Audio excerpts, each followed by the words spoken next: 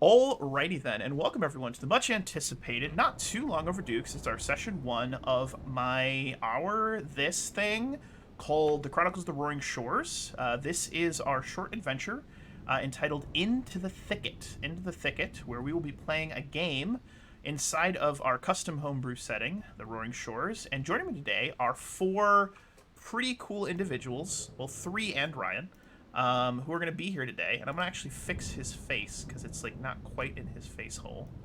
Fuck it, we'll do it live. We're fixing it. I'm fixing it right now. There it is. All right. You were in the middle of your screen and then you leaned to the one side and I didn't have your face in the hole, but now it is. So what we're going to do is we're just going to go around the table, have everyone quickly introduce themselves and tell us what character they're playing. And I'm not going to ask for a character description yet, just the name of your character. As we go on, I will have you guys describe them probably early on in our adventure. So let's start with Kaz. So we're going to go to Ben, we'll go to Ryan, and then we'll wrap it up with Brian. So Kaz, take it away. Who are you and what character are you playing? Buddy. Yep, I'm Kaz. Kaz or Thin is the full name, but Kaz will be fine. And today I am going to be playing Rune Frostren. Or hold Rune. on, Rune Frostren here. Oh, that's a strong voice. I like that. What I'm going to do is I'm going to actually add your token to your bottom left hand of your screen. There you go. Now everyone can see who you look like, and I'll add it as you guys introduce yourselves because I just thought to do that now, which is super fun. So there you go. Benjamin, take it away. I'm Ben. I will be playing Sinjal the Halfling. Love it. Go ahead and add that in. Look at this guy. Ooh, look at him. He's so handsome. I like him. Look at this guy. All right, Ryan. I'm Ryan. I'm going to be playing Conrad, the War Priest. The War Priest. Excellent. Conrad the War Priest. Love that journey for you. Let me go ahead and add you. Look at you right there. He's such a clean boy. Look at him. He's He so is a clean clean and boy. just like well put together. He looks very knightly. I like that. Well, that would have been, back home. Now, oof, I don't know. Dirty and seen way too many brothels. I like that. Bri. That's it. I'm gonna go by Bri, so we don't confuse me with Ryan. So I'm Bri, and I'm playing Kirk. I love that. Bri the server mod guy as well. And of course, I am Dare Wolf. I play all the NPCs, so I play everyone else, which is fantastic. You love that. So we're going to open our scene with a dark, gray, and cloudy sky. The rain has been falling, and it's just steady, just not sheets of rain, but just that steady, slow drizzle. The ground is soggy, mucky, and you all have been traveling for close to 200 miles. You began your journey all the way over in the capital, Nullbargil, which is the capital of the Babadzig League, where you guys find yourselves. Now, the four of you are members of the local order. I say local, it's more of a national order, but in this particular region, they don't allow satellite branches. You have just the one office of the Gorm, the Guild of Registered Mercenaries, which is the go-to place for any would-be adventurer or a thrill seeker or someone that simply wants to do a bit of good somewhere in the Roaring Shores. This is the organization that most of them choose to sign up with.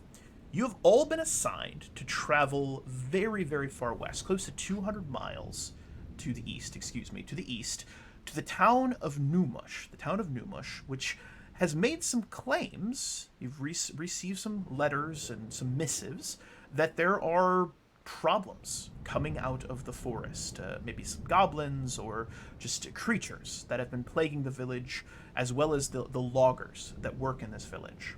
Now, your journey for the first part of this, it's been a week since you've been traveling, was relatively steady. The skies were clear. As you passed the town of Thoronot, which is right here, you guys started to see this sort of just like grayish swirling storm cloud. And what was odd about it is that it didn't seem to really be moving. It was more of just sort of this slow swirling. And it was in the direction and maybe over the actual town that you're traveling to. All right? So perhaps somewhat disconcerting.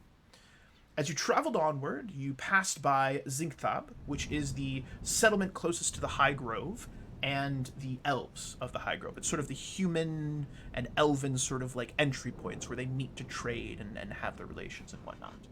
But you guys passed through that town, and it's been a good 3 days of just this rain. Steady, steady, steady downpour, this deluge of rain. You are soggy, you are wet, you're uncomfortable, your fur, Bri, your fur is likely matted to no extent, and your armor is just feeling heavy. Everything's just feeling very heavy right now. All right?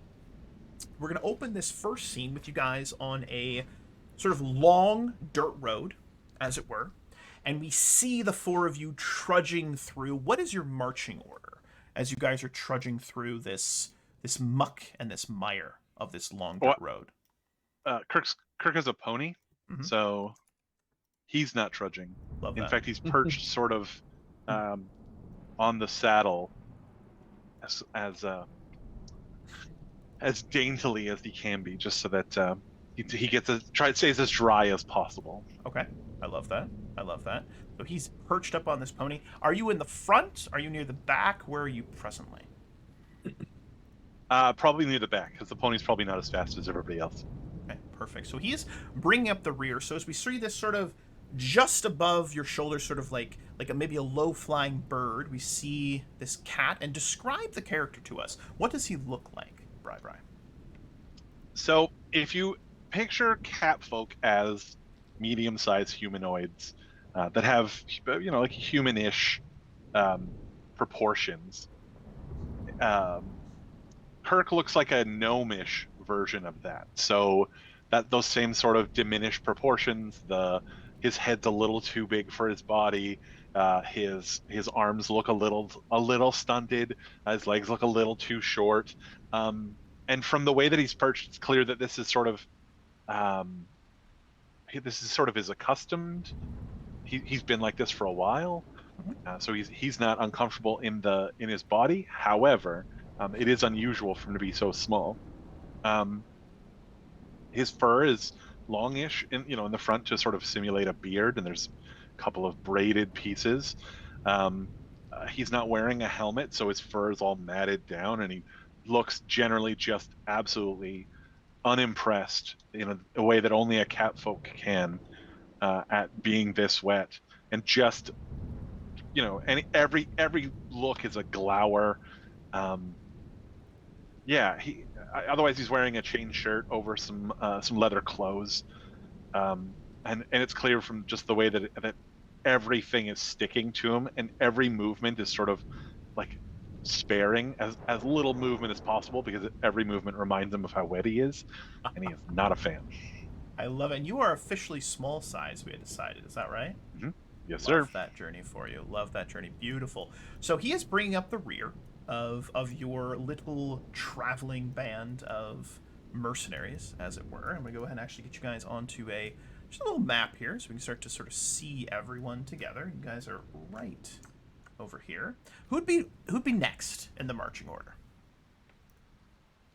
Conrad would probably be up front, if anything. Okay.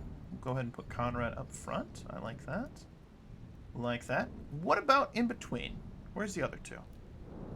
I feel like Sinjal will probably be near Conrad, because number one, he too is small, and so would be able to attempt to find a little bit firmer ground easier than possibly just going straight through into certain areas. So he's helping find good spots to march in. Yeah. And he also has the benefit of a torch. Ooh, so he's one of the ones that have a torch. Is it ever burning? It is. It is. So he has an ever burning torch, which you'll see the rain. And again, it's this slow, sort of steady drizzle. There's not a lot of wind per se. A little bit when you look towards the north, and you can see the tree line of the Allerway Thicket, right, which is the forest you'll be eventually likely heading into. You can see that tree line, and there's a little bit of breeze where you can see the leaves and the branches sort of just like they almost look like grasping claws as they sort of just are pushed by those bits of wind, and they sort of reach out, and they're almost like doing this. It's like a pulse, and if you look directly at it, it doesn't look like that, but out of the corner of your eye, it looks a little almost like the forest is breathing, which is perhaps disconcerting, perhaps not. But I like that. Tell us a little bit more about what Sinjal looks like. Sinjal is 3 foot tall. He's not very tan. He's just got this light coloration where he's been out in the sun, but it's not an over abundant amount of tan. And his hair is attempted to be controlled, but when living on the road, you don't really care too much about taking 100% care of your hair when you need to focus on surviving. Mm-hmm. His armor is leather, studded leather, and so he's got a bit of protection because he does take care of his armor. And so it's well kept. It looks like it's orderly and well kept. Mhm. Okay. You can tell he definitely puts a lot of effort into his gear. Everything is either very well patched or looks extremely well taken care of. Beautiful. The rain might be coming, might be resisted by the armor might be resisting the rain depending on sections, but for the most part, you'll see that he's got a weapon on one side, a blade on one side, and a longbow on the other. Would his armor, if someone was trained with military, would it look like he has that sort of fastidiousness that would come with like military training, or is it more of just I respect what I have? It's more of just this sort of like personal self-care. How do you think someone might interpret it? Definitely a militaristic aspect Perfect. to him. That's what I need to know. I love that. Absolutely love that. Let's pivot up to the front of the group to Conrad. I want to hear from Conrad. Tell us a bit about this gentleman. What does he look like? How does he carry himself? Fill us in, Rai. So, for the rest of the group, Conrad's 6', 6'1", near there. In normal conditions, he has lighter, fair blonde hair. Right now, it looks more like dirty blonde with all the wet rain and the mud. Likes to carry himself tall normally, but you can kind of look. If you look, you see his shoulders are a little swollen. The weather's getting him down, just being soaked through to the bone. You'll notice his eyes are his most distinct feature. They're a very like greenish blue color, if you would think of like a natural river almost. But Conrad, he keeps well care of his gear. His sword's always sharpened and oiled. His armor's as oiled as can be in the rain. Maybe some spots of rust are starting to form, which he'll be looking at and cursing himself in his head for not over protecting his gear. You didn't Arnold Schwarzenegger oil it? Is that what you did? Yeah, exactly. Put the oil on it. You gotta do it. Come on. Can come off as a little arrogant sometimes, still being relatively young, and this being his first time really out of his homelands. I love Conrad. that. I love that. That's brilliant. And last, certainly not least, Kaz, tell us a little bit about your character. Name? Social security number? So Rune would be in the middle. He would actually have the lead in his right hand, helping lead the pony through the rain. Rune stands just a little over 6 foot as well. He has dark hair. The biggest feature that really stands out, he has emerald green eyes, so they shine pretty bright in certain light. And he also has some scarring on the left side of his face, potentially a battle wound that he suffered during his time in the military. He's got a bastard sword strapped to his left side, just a little over 4 foot long. And then he's also got a tower shield that's also hooked to his back. It's very well polished, always well kept. And he also wears a dark chocolate brown cloak over it, and he's hooded, so it's helped keep the rain out of his face as best as it could. But really, it's not doing as much as it should. After So 3 days of trudging, yeah. yeah, but even with all the trudging, it doesn't seem to overwhelm him or put him in too much of a sour mood. Yeah, it's kind of putting him off, but he's used to this kind of stuff. I like that. So he is maintaining that stoic dignity that only a military man could. Yes, like and that. he also dons chainmail. Okay. Beautiful. Absolutely beautiful. So as the four of you are making your way down the road, there is that sloshing, that sort of sucking sound that happens as both hoof and foot are pressed into the dirt and the muck, as it were, the mires of this long dirt road.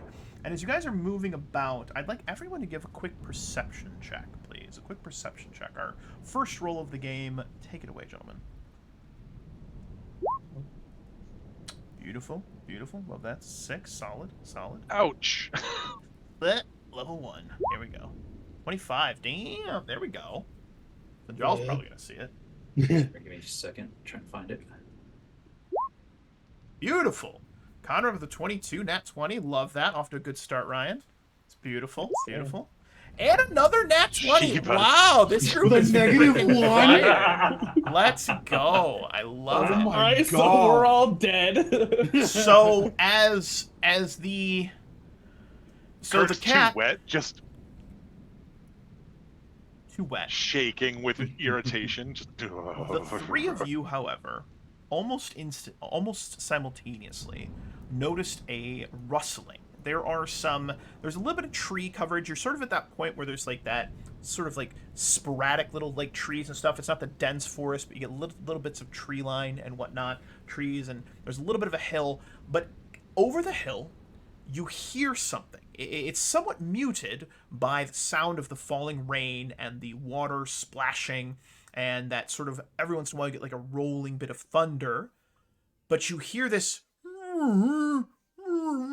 sort of like animalistic in pain kind of noise, and it goes again and again. And at that point, after you hear this noise, just a half second later, you hear this rushing sound, the rustling of leaves, and this very quick sort of gallop, gallop, gallop, gallop, gallop kind of sound.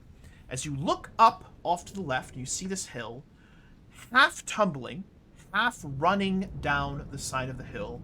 You see this beautiful, almost majestic looking, dark black elk. And it comes just rushing down the side and is barreling its way directly towards you. Now, with those nat 20s, you would notice that its hind quarter on its left side has 2 arrows sticking out of it. 2 arrows sticking out of it.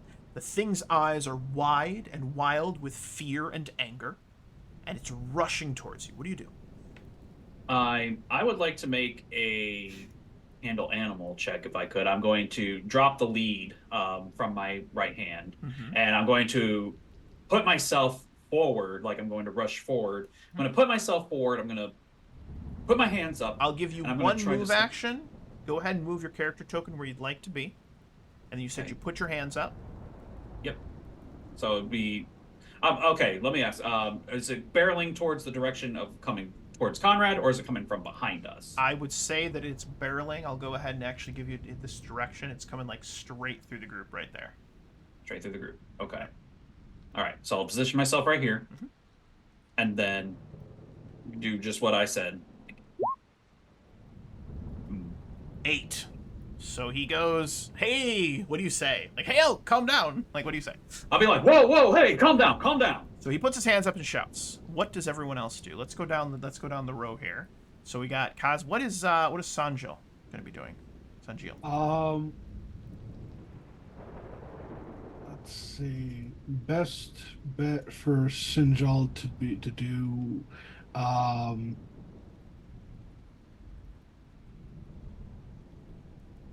I am going to go to one of these trees. Okay. You have one move action. You may And move and climb position it. yourself in. So you're gonna rush towards a tree. You see this giant elk, eyes wild, blood trickling out of its left-hand side, its left quarter flank. You see 2 arrows in it. and it's come barreling. You're like, I'm gonna climb a tree. I like that. Smart. It's wise. It's very wise. It's safe. What about our dude over yonder? Our nightly war priest man. What's he gonna do? Conrad's gonna attempt to calm the animal down as well. You know, get it to stop and maybe even try to tend to its wounds if it does stop. So. Oh. Bold choice, Cotton. Let's see if it pays off. Wow. Wow. Wow. Is that your second nat 20? Oh, I'm no. dead. Oh no. Oh no. We're gonna die. He a demon. No way. That's silly. That's amazing. I love that. So this beast is still barreling towards you. I want to know what our cat folk's going to do first, but I will then describe what transpires with that beautiful nat 20 on handle animal. This is not a war pony. So Kirk pulls back on the reins, and in fact, like, drops beside the. Well, actually, I can't drop off the horse, or I can't reach its head. So I'm only 3'7". So he sort of like clambers up and starts to like calm the pony immediately, trying to ensure that the pony doesn't react to the other animal being panicked. Keeping a firm hand on the reins because the lead has been dropped, and now he's like, "It's just me. If this pony goes, I'm screwed." Give me a handle animal check. Oh, I was afraid you would ask for that. It's gonna be a low DC. It was 15. It wasn't that low, but I love that. You did it. The pony seems calm, nervous but calm. All right. The creature, this elk, comes barreling down, half stump tumbling, half running, and gets to about here as Conrad. What specifically do you do? That's a nat 20. How do you handle it? Is it just a whoa, whoa, whoa, simmer down? What do you do? So Conrad's gonna be, you know, not in its direct path, a little off the side in case it did keep charging. Kind of same thing as Rune. Their arms stretched wide, not really shouting, but trying to like motion it to slow down and maybe even stop. You know, if it does stop, get close to it. You know, slowly approach it and then maybe assess its injuries. So as you raise your hands up, there's something about the way in which you present yourself that this terrified, injured animal running, it almost tumbles over, nearly falling to its side as it stumbles and tumbles down this hillside, hits the ground. You see its hooves sort of get stuck in the mire as it's pulling up and flinging mud as it maintains and starts to actually build up a little momentum until its eyes pivot to you. And as that happens, there is a slight break in the cloud cover, just the slightest of break, and a single sort of like bit of sunlight kind of comes down and just for an instant hits that area in between you and the elk. And whether it is you, whether it is that beam of light, likely a combination, the beast stops short. You see this hot steam, this like air coming out from it. You see the two arrows, and it just stares at you like a deer in headlights or a deer in war priest. All right, that sounds dirty. We're not going to have that happen. That's for next episode. No, but we see this creature just staring at you. I need everyone to make another perception check, please.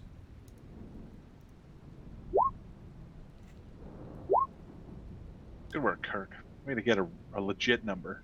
Conrad, 18. Not a 3 this time. 14, not bad. 21. Sunjil and Conrad. Two of you see, up on the hill, a woman with brown hair and a quiver of arrows on her back, and what appears to be a relatively fine crafted longbow, perhaps composite, perhaps not. She crests the hill, sees the animal, takes a very quick assessment of the four of you. Similar to you, she's very wet, but her hair is pulled into a very tight ponytail. She's wearing what appears to be leather armor. She has a cloak over her shoulders, but the hood is back, and she's dressed in these sort of like brownish leathered pants, and she has boots that come up to just below her knee. She looks to be a hunter or a ranger of some sort is the best way I would describe it. She takes a quick assessment, looks at the four of you, and then shouts down in your direction. "This kill is mine!" She draws back on her bow and lets loose an arrow.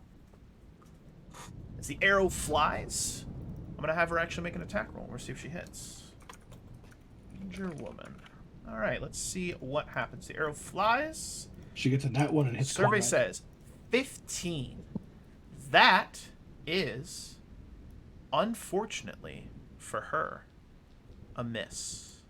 As she draws back, you see her finger slip from the rein, and she lets go a little bit too early.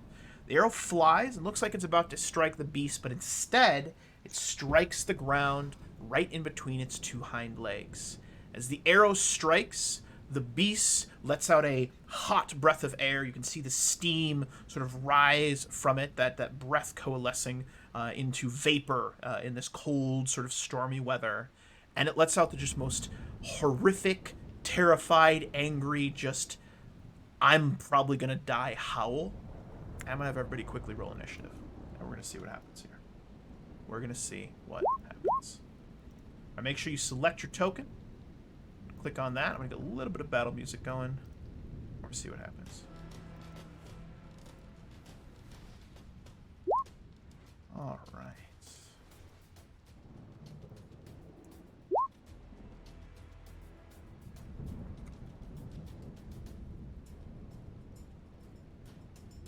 All righty then.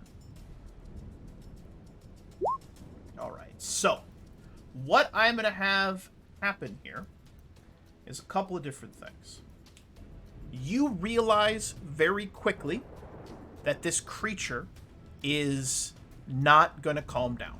All right? Like, it's not chilling. You stopped it, Conrad. That was great that you stopped it. But is angry. All right? And it's going to attack. So what this is going to mean is I'm going to give you guys a surprise round. And what this is going to represent is you were all prepared for it to go sour. So even you see the arrow about to fire and you have a chance to react. In a surprise round, you guys either get a move or a standard action. And we're going to go down the list. Kirk, you're going to be up first. I forgot my character's name was Kirk, and I was like, who's Kirk? Okay, Kirk is going to... I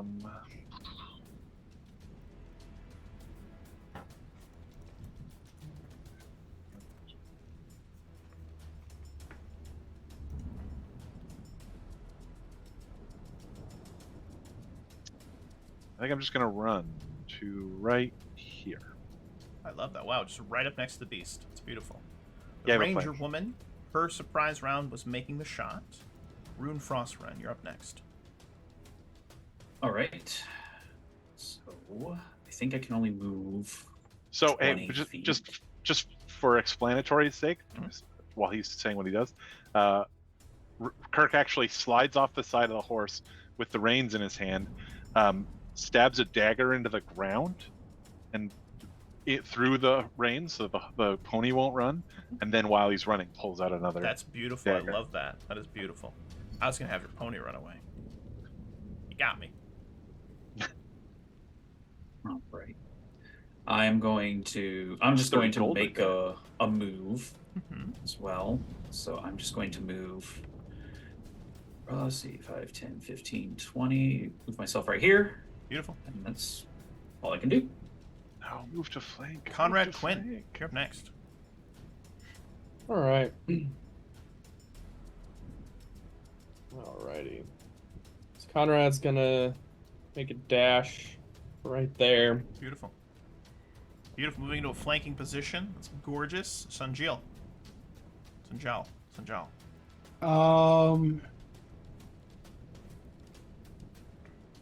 I'm going to I'm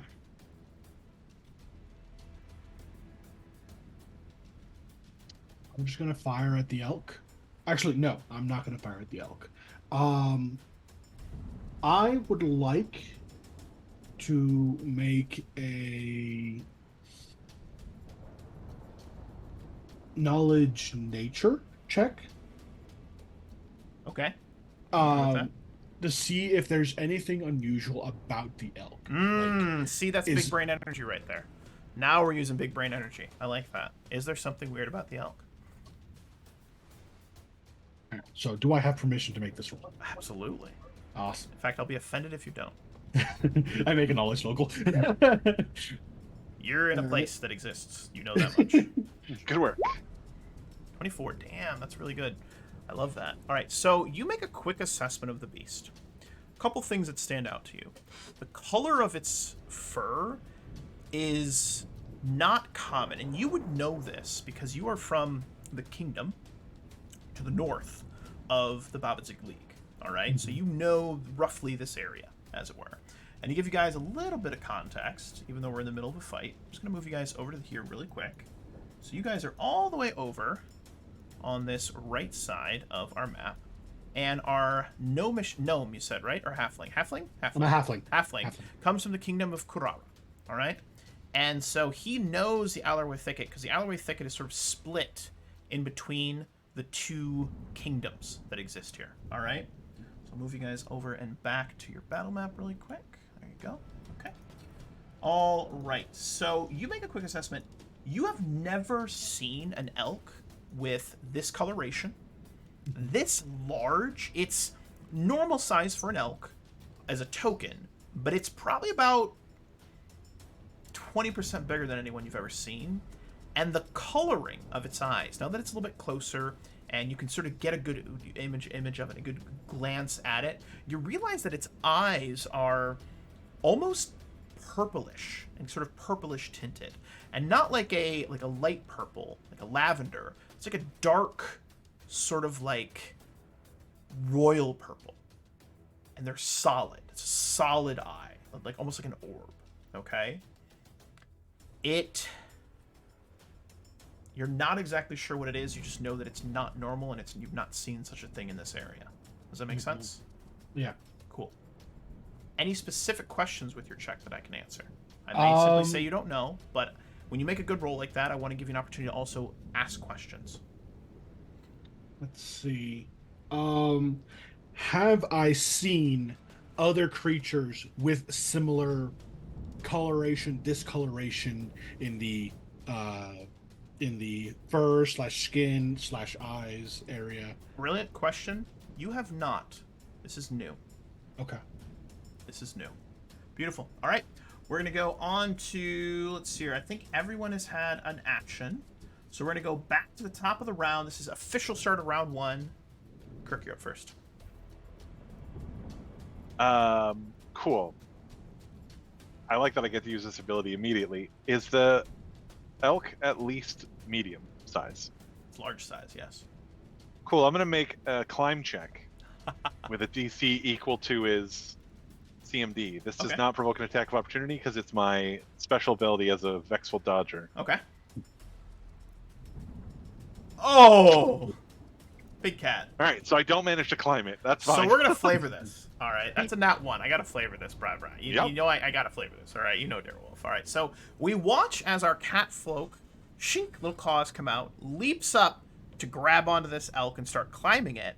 And I want you to imagine, you ever seen a cat as it leaps onto something and it biffs it and its eyes go wide? Yep. That happens to Bri. All right? That happens to Kirk. His eyes go wide and he starts to scramble. Give me a reflex save not to end up on your ass. My back legs just slip out in the mud. All right, it's DC 10. You managed to maintain your footing. That was your move action, or is that a standard action for you to do that ability? It's move. Move No, action. actually, Still. it's just the. It actually doesn't say it. I'm assuming just it's a says- move action because you can do it. It's probably part of a move action, but what do Yeah. I know? Beautiful. You still have your standard. Yeah, so I guess I'll just stab it. I Fine. can get on it. I guess I'll just stab it in the back side some more. Yeah. Beautiful. That is a hit. And since we're Blanking. flanking, I also get sneak attack damage for a Nice. whopping 1 extra point. Hey, man. 4 And points a game of of inches. So you watch as you take your dagger and you stab it into the thigh of its back leg. You must hit something. It's not an artery, but you hit something and it lets out a yelp and sort of tries to kick you back. You manage to just dodge to the side as it does so, and the creature is just crying out in pain and misery. The ranger woman snarls, shouting down at you, "I said the kill was mine! Hands off of it, you bandits!" and she comes rushing down to get a little bit closer and draws her bow back again, lets an arrow loose on the poor beast. Oh my god. Jesus. Oh. That is a confirmed hit and a crit. Jesus. I didn't mean to. I'm sorry. The dice have a story to tell, and apparently it's her kill. I don't know. We'll see what happens. Minimum damage. Minimum damage. Minimum damage. 15 damage. All right. So this creature gets struck in the backside for 15 damage and lets out a horrific roar. It looks like it should have killed it, but it doesn't. Like, this arrow goes flying, strikes in the back of the neck area, goes through, and the thing just goes, just starts screaming, but there's a guttural sound to it, like it's gargling water, and you know that it's gargling blood, but it's still going. You would notice, Sanjil, that the purplish color in its eyes glows a little bit and starts to, like, pulsate. Like there's a pulsing sort of light behind its eye. And it seems something's going on. You don't know. You don't know what, but you would notice it because you made that check, all right? Next up is Rune Frostrum. All right. So I'm going to move just right here, move 10 feet, just to kind of get myself between the elk and the ranger. And what I'm going to do is I'm going to ready my tower shield into a defensive position. So just pull it out, sit like this, and just try to make sure that she don't try to get past me. Wow. Stealing a kill. Evil. Evil, evil, evil. Love that journey for you. Conrad, you're up next. At this point, seeing the beast as injured as it is, he's gonna go and attempt to just, at this point, mercy kill it. End it. Yeah. Wow. No. We got...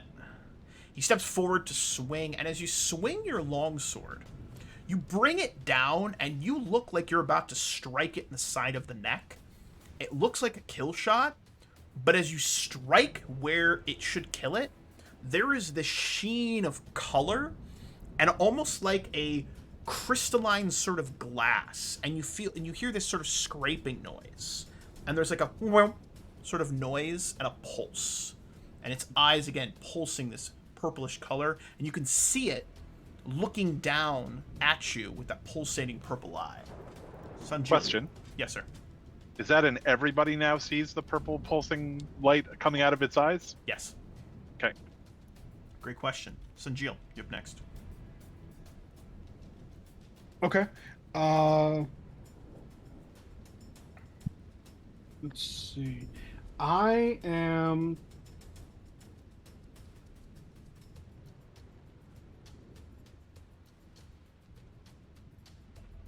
gonna come across to here, Mhm. and will attempt to land a blow on it with my saber. Love that. Love that.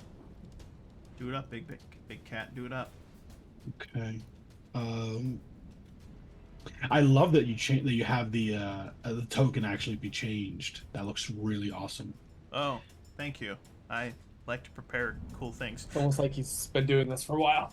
I know. I appreciate that, man. No, I'm glad you noticed completely it. new. He's completely new. It was subtle. It was a subtle change. Just a little bit of a purplish. Well, sort of thing. the thing was, like, my character, she was covering it at the time, so I didn't see the actual change happen. Yeah.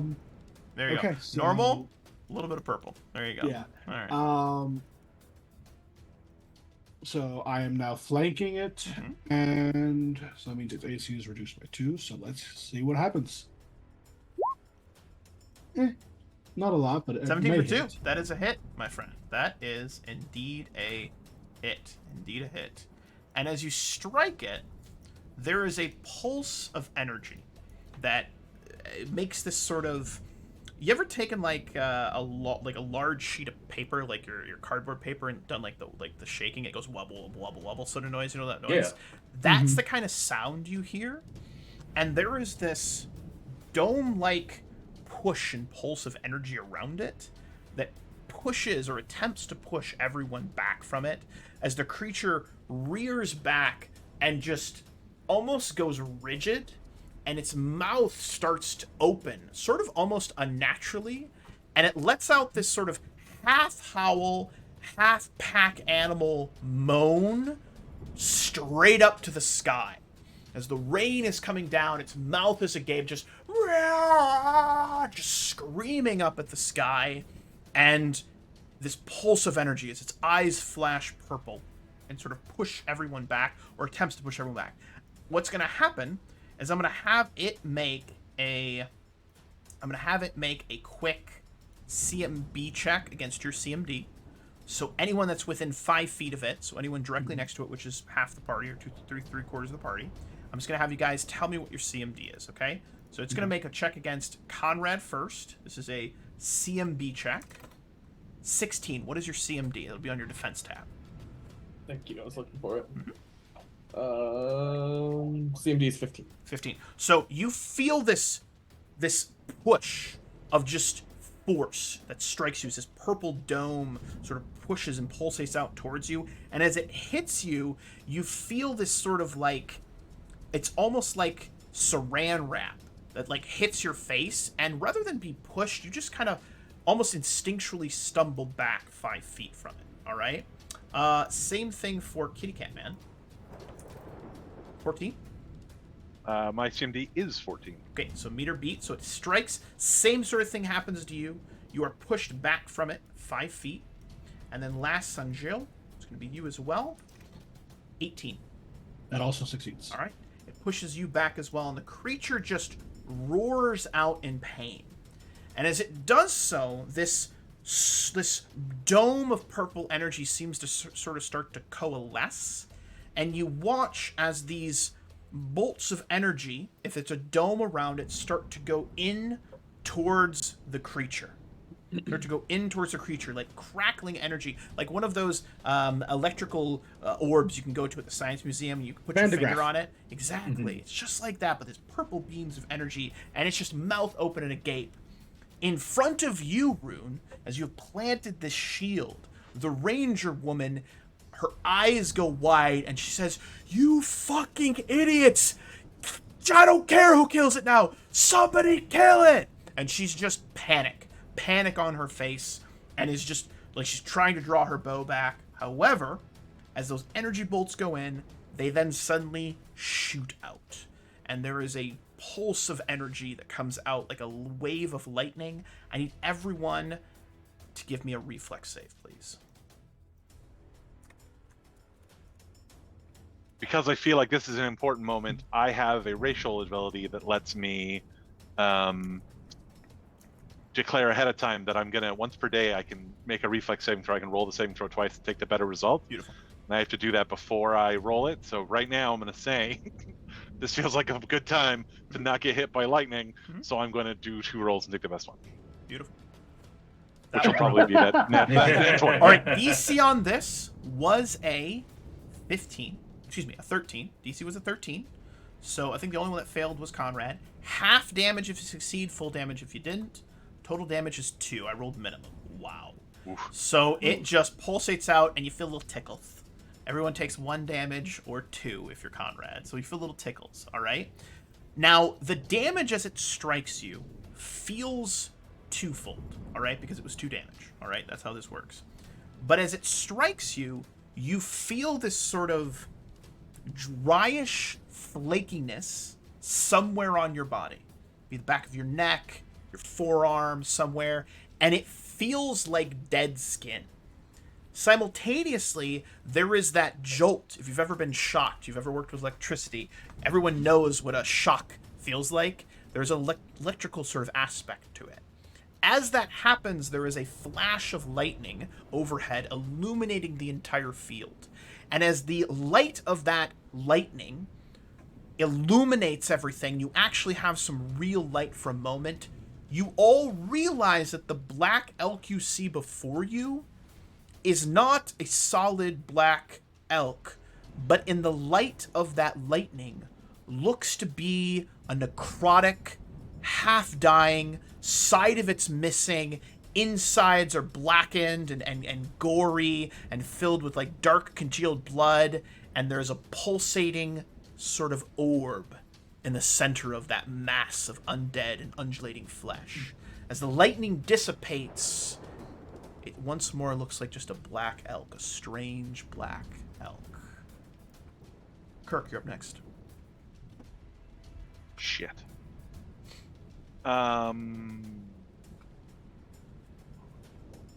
Well, now I have even more reason to be on it, so I can stab at that thing by feel. I move. I do a 5-foot step, and then I Give me a attempt to will climb save. it. Oh no, I'm very bad at those. Super low DC. You are level 1. That is Oh, that is hello. good. That's you like go. the 6th nut 20. You guys are gonna be gods by the end of this. It's beautiful. All right, so I try and climb it. Jesus. That is amazing. I What like the hell? That's so good. That's so good. That's so good. I love it. So you have to describe this, Bri. Like this has to be somewhat epic. That was too natural. Okay, so yeah, having shaken off whatever the energy is, this time checking his footing before he goes, Kirk plants his feet, and then in a springiness that is only possessed by catfolk, he sort of contracts his body and then shoots up like a spring. And as he gets the air, he manages to grab onto the elk's antler and sort of swing over like a rodeo rider right onto the back of its neck. But knowing that he needs to get at its chest, he continues to sort of slide around, letting his hand drag across so that he's hanging on the... You feel this like necrotic undead like mushy flesh. So it's not the fur that you're feeling, and it's slick with rain and slick with like ichor and gore from being rotten, right? So it's how do I put it? It's nasty. It's just a nasty thing. All right, it's very nasty. And as you're that close to it, you can see this pulsating purplish orb, like in its chest where its heart should be. Cool. Yeah, at which point I'll drop my... I'm using the dagger to anchor, so I'll pull my short sword, which for me is enormous, and try and essentially just stab it through the chest to get the orb. And meanwhile, I'll be yelling like, "Everybody get back! I got this!" It's Catman. Let's make that attack roll. Followed up with another nat 20. Oh my god. If you insist. Is that That's 3 one, in a row? 4 in a row. That's Somebody that's snip that and post that in the RPG. I got that it. is so good. I got it. That is Holy so good, dude. crap. 10 out of 10, maybe, bird. 10 out of 10. Oh, boy. That is so Jesus good. Christ. Fucking big cat, baby bird, hot mama, habibi, habibshin, leapshin. Like, that is fucking sick, bro. That's the last time he ever we're- successfully hits That's any right, yeah. enemy ever. Yep. Ever. And then I'm still flanking, so here's my sneak attack damage. Jesus. So you drive your dagger into this Short sword. heart, this short sword, and you feel like you are trying to stab glass, and then you feel it give, and you feel this, and you hear this cracking noise, and as it cracks, the creature who's still got its head up in the air, screaming up to the heavens, just goes limp, collapses to the ground, and is inert. It would appear that the combat is over. That was sick, bro. That was epic. That was amazing. That was Can sick. somebody I'd like- move this elk? It's very heavy. I'd like to do two things. I'd like to use a studied target on it. Okay. I would like to attempt another check on it to see if I can figure out anything. I don't know if that would still be a nature check or a different kind of knowledge or maybe a survival. I don't know. Well, let me do this. Hold that thought for a second, as I want to do just a smidgen of aftermath of this encounter. And I want to give you a chance to make that check as well. So, as the creature falls, this beast falls, all of you now can see it for what it was. Half necrotic, rotten away, zombie-like elk. As the rain is falling, the smell of rotten flesh, of decayed matter, starts to fill the air, and it's a damp sort of decayed smell. So it smells horrific. I want you to imagine like the worst compost pile you've been next to, and then make it wet. That's what you're smelling. It is horrific. All right, right. The woman lowers her bow.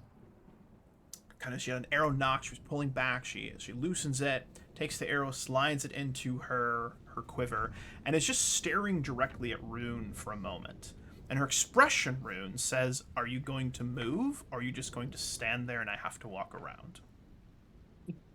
He relaxes himself from his defensive position. He puts his tower shield back onto his back. She slings her bow. And May then I? he goes, if you explain what the hell's this was. That was one of the beasts that's been plaguing my town. I've been tracking it, hunting it, for the better part of a day. I intended to kill it myself, but I suppose if it's dead, that's all that matters. You managed to stay stuck. So that interaction happens. Conrad, what are you doing? I'm going to study the elk. See if I've ever heard of anything of this in my studies, through religion. It's beautiful. It's absolutely beautiful. I love that you're actually underneath it now. That's a good moment. I love that you're actually underneath it. It's so good. All right, I'm gonna send this guy back really quick. There we go. All right. So I think the two of you, Sanjil and Conrad, working in unison, and I'd like you guys to take a moment in character, talk to one another. What are you looking at? Are you giving each other notes? Are you pointing things out? And then ask me questions about what it looks like.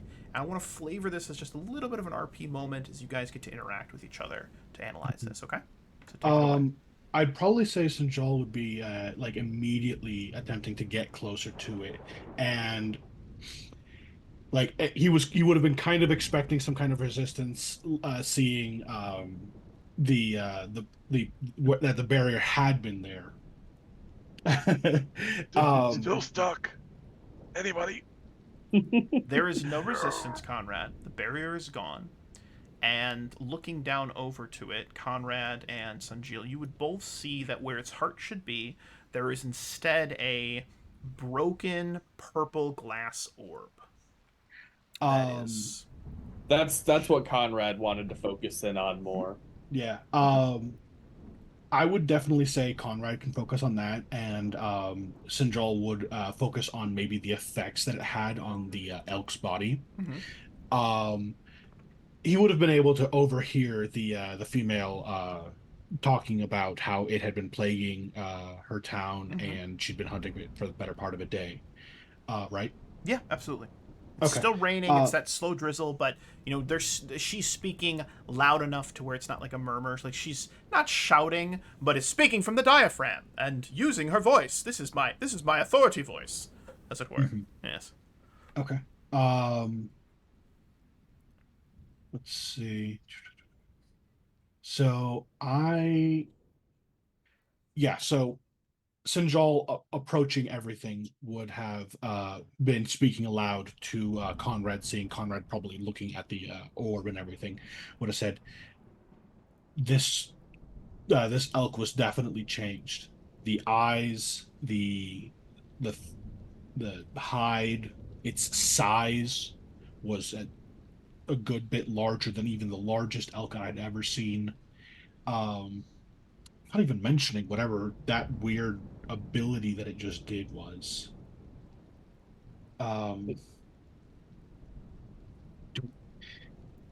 Do you have experience in the arcane or divine? Not on this sheet, but I'm pretty sure I have a feat that's supposed to give me no, so I have history and religion.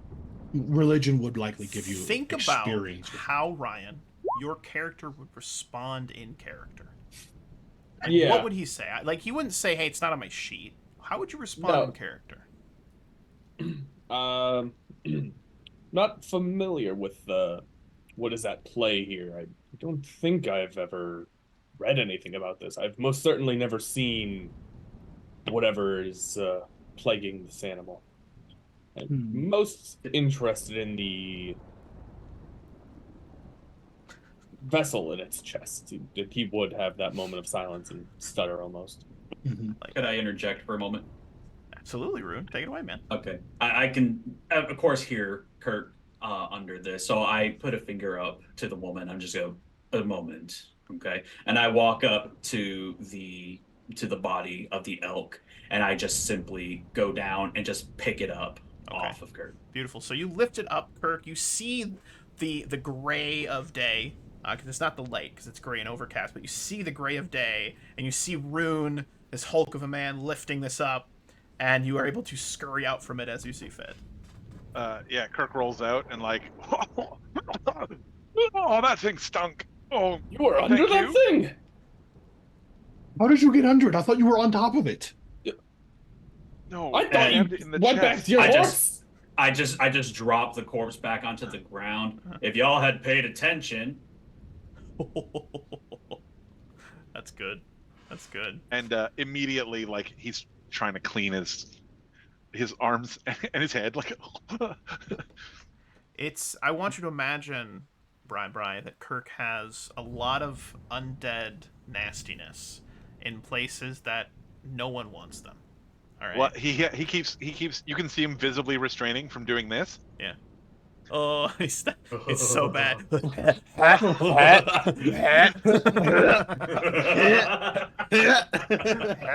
Oh man! And you said there was a pretty foul stench coming from all this, right? Horrible. Oh man! Soggy compost pile is the best way I can describe it. I know what it smells like. It's bad. Yeah, no, they can get bad. Like, okay, so would you like us to make rolls, or would you want a little bit more RP off this? You guys tell me what you want to do, man. Okay. I just want you guys to interact in character a little bit. That's all. Okay. So Sinjal would actually just offer up, like, have any. So Conrad, you're interested in this orb heart. Yeah, the might as vessel. well just call it that.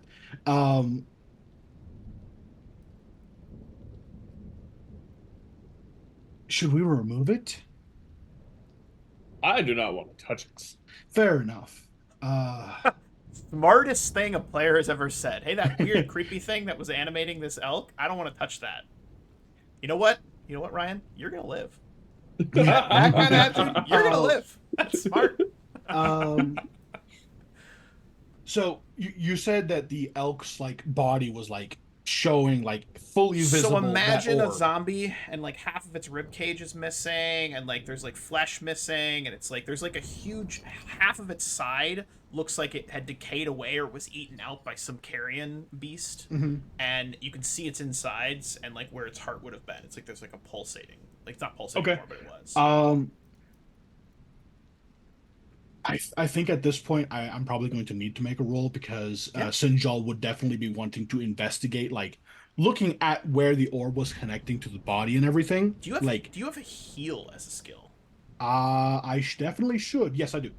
Yeah, make a heal check, and if Conrad wants to assist or anyone else has heal, you guys may absolutely assist each other as you analyze his body. Bri, the poor kitty cat covered in gross.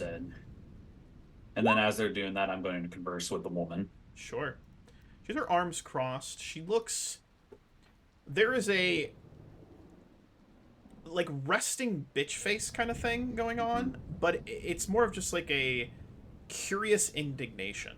Like, she's curious as to who you guys are, and she is watching you guys do what you're doing, and just also looks exhausted. Like, she's been running probably for a while. Right? Like, she looks tired, and the adrenaline is finally worn off. It's been a couple of minutes after everything. So he'll check 17, he'll check 15. I'll get to you. I want to interact with Rune here for a second. I want to take the scene over to that as you guys are leaning in to start to investigate this body. The cat is picking undead bits of nasty out of its fur and trying to resist licking its paw, which is also covered in undead nasty. But Rune, you step forward to this woman, and You're a tall guy. Your character's what, 6'1", 6'2"? Yeah, 6'1". Okay, so he's a tall guy. She's about 5, probably like 5'6". So she dwarfs you a little bit. But as you step forward, you're in front of her. She looks up at you, and her expression simply says, "What?" She doesn't say anything. Just an expression of what. There's maybe a slight head tilt to the side. You said that you've been hunting this creature for the past day? I did. And you said it was been bothering your village for about the same time, a little bit longer? It and others for several weeks. Others? Yes, other creatures like this.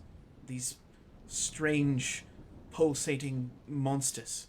We sent a missive over to the capital. We've been waiting for help, and, as is tradition, no one cares about anyone out in these parts. Wait, you said you sent a missive? Yes, our leaders, the mayor, he sent a note to the, what is it, the mercenary company. I don't know the name of it, but we were expecting Wrong. someone weeks ago, days ago, months ago perhaps, and no one has come. So here we are, fighting our own battles as we often do. Rune looks back to the three as they're inspecting the body, then he turns back to her. We're actually from that group. I'm sorry, what? Do I have to repeat myself? Wow, Yes, we are from the group. your reputations precede you as being arrogant pricks. Fair enough. Well, then I suppose I should take you to meet with the mayor, and... She looks around at everyone. You're a very odd group. Small catfolk, a halfling, a man who looks very out of place and his armor too shiny, like he's compensating, and whatever the hell you are. Most fair. Most fair. No, this is the part where you're supposed to... Never mind. And she turns and sort of rolls her eyes, like she's just very unimpressed, and we'll just step over, and she is just gonna, like, wring out her cloak, like, brush herself off a little bit. She, like, just tightens her boots up, giving you a chance. Mind you, he's very oblivious to most scenarios, Good. so As, expect that. Good. As Kirk sees her start to like look like she's preparing to like rest, he's like, "Hey, there's fire making tools on the pony if you would like to start a fire. I'd appreciate it." She looks up at the sky. If we're going to start a fire, we need to find somewhere dry. There's a couple of caves near here we might be able to use. Getting back to the village, the town, is going to take, well, in this weather, at least a day. So we should find some place to rest. With that being said, I'd like to pivot back to the pair, just going over the body. So you guys made some pretty decent checks. Let's go with the 17 as the primary, 15 for heal, giving you a 19, okay? The body itself appears to, in its current state, likely to have been dead for the better part of 2 weeks. It's a little hard to tell specifically because of the rain and the fact that it was moving. Things have fallen off. Muscles were moving that shouldn't be moving because they had started to solidify. I can't remember the name. Atrophy? No, not atrophy. Atrophy. They started to atrophy, right? Medical guy, right? Thank you, Ryan. And we have that. But what is strange is that as you look down into this orb, you realize that there are very, very tiny, almost like nerve-ending size tendrils that come off of the glass orb and seem to have interspersed themselves and entwined themselves into blood vessels, nervous system, into veins, etc., all throughout the creature, all the way. Most of them, like some of them go back, but a lot of them go up towards the head and into the neck region. You can't see it into the head, but you see these like little tendrils, almost like little wisps of like thread that kind of come out from it and are like intertwined, almost like someone sewed it into the creature. Okay. Yeah, he's gonna not physically touch the creature, but maybe use the tip of his sword to like lift and peek in. Give me a perception check, the two of you, as you were analyzing. We'll see if you notice something. Okay. And crazy question. I'm sure the answer is no. Do either of you have a profession? And if you have a profession, what is it? And do either of you have a craft skill? I actually hadn't chosen one, but I was already leaning towards kind of being that like hunter trapper Okay. kind of thing. Not what I'm looking So for, but fair enough. I was I curious if don't have a that's okay. I was chosen curious if profession. anyone took like a profession, like I used to sew shit, or like I was a surgeon or something. Like that's what I I was a looking for. taxidermist. I was a Didn't taxidermist. know if we were taking professions or You not. can, absolutely. I always encourage Okay. that kind of stuff, and I use it in situations like this for a little extra information, which is fine. 7, not what I'm looking for, unfortunately. 26, however, that is more than what I was looking for. That is brilliant. So, what you would notice, Sanjil, is that I described it as being sewn. What you realize is that as you look close to where it is going through different blood vessels or like different bits of flesh, it actually looks like someone may have actually sewn this into the creature. Like the strings that come off of this orb might actually be strings. Like someone did this, and it wasn't with necessarily magic. Like it looks like you can see where like someone might have pressed. And you can see like where the needle might have gotten stuck and they tugged. Like somebody sewed this thing into it.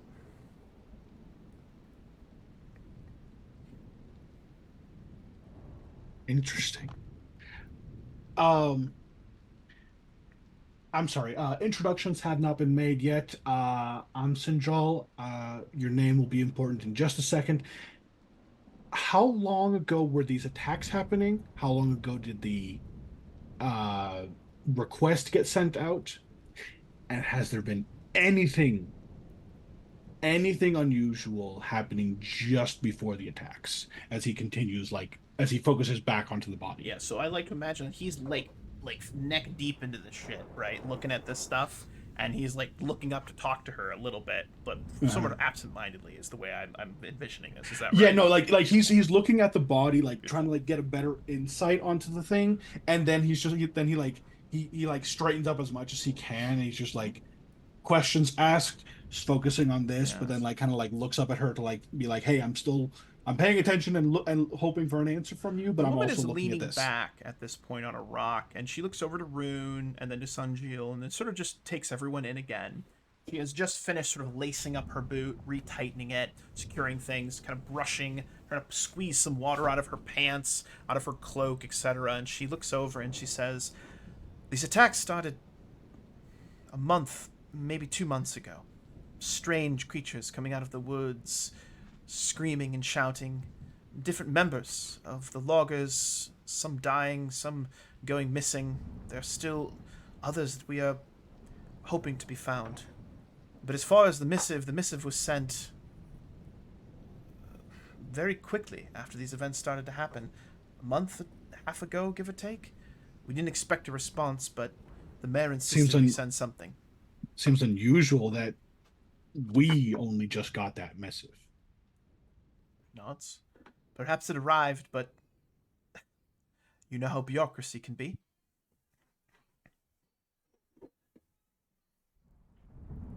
It does take a little bit for things to just pass through the system. Does not surprise me one bit. She nods. "You all seem, no offense, if I might say, but you all seem a little wet behind the ears.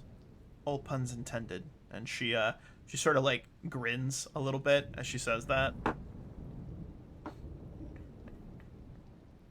Says Uh, the hunter who lost her prey and relied upon a wet behind the ears adventure to kill it.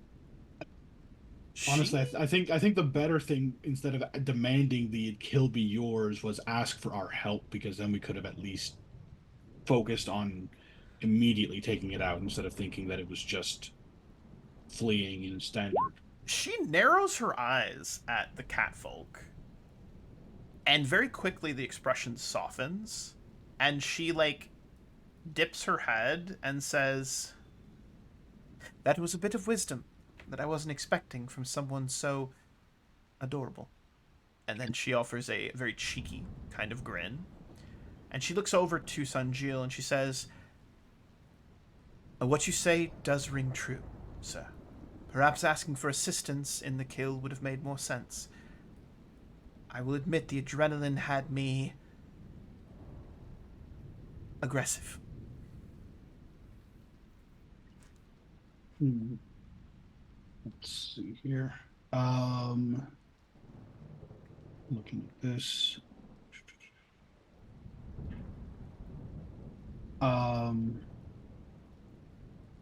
That'd be not. Yeah, so that'd be what? Knowledge, nature, and like heal would be. So heal is more the body. Nature is knowledge of the creature itself. Correct. It's an elk. It's an elk. It was a regular right. elk at some point. You know that much. It was made bigger probably through some sort of weird either magic or alchemical process. You're not sure which it is. I don't believe anyone has knowledge. Does anyone have knowledge arcana or alchemy or anything like that? I love that because there's no wizard. That's beautiful. No. This I have is spellcraft. This makes me very happy.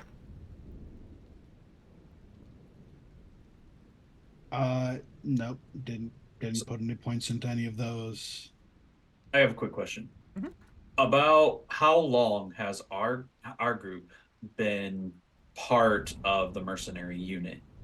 Ooh, asking the real questions. I love that. So let's talk about that. So in my headcanon, I believe you guys have been a part of the Grom, Guild of Registered Mercenaries, for at least several months, perhaps some a little bit longer, a little bit shorter than others. I believe as a group, this is your first mission together. Now, we had talked about in session 0 that Conrad and Rune may know each other. I don't know if you guys elaborated on that out of character. We did. We did. Brilliant. So you guys have likely been together longer. I believe the other two, though, it was, hey, we have this sort of BS mission that no one really thinks is that serious. We're going to send the new guys out. Here's your two partners. You two have worked together on a mission or two. We're going to send these two newish guys with you. They've done a few missions with other groups, but this is your first quest together, for lack of a better word. Better phrase. Does that make sense? Yeah. Does that answer your question? Yes. Brilliant. For flavoring there, Wolf, Rune and I, we established that we grew up together and trained together that's for sick. some time. So you guys have an established relationship. That's beautiful. Yes. I love that. Yeah. Absolutely fantastic. Yep. Great. Good job, guys. Collaboration is the key to good storytelling. Mm-hmm. Love that. All right. Where were we? So, Sanjo, you were looking at the body. You'd identified that it was stitched into it. You're not sure what it is. All of the energy, the glowing, the purple is gone. The eyes of the creature are now black, like they should be, or actually more white, sort of decayed orbs, I would say. You know, like that kind of whited over, because it's been dead for at least a couple weeks. Anything else you'd like to check about the body or the creature? Or anything else? Let's see. I think the main thing would be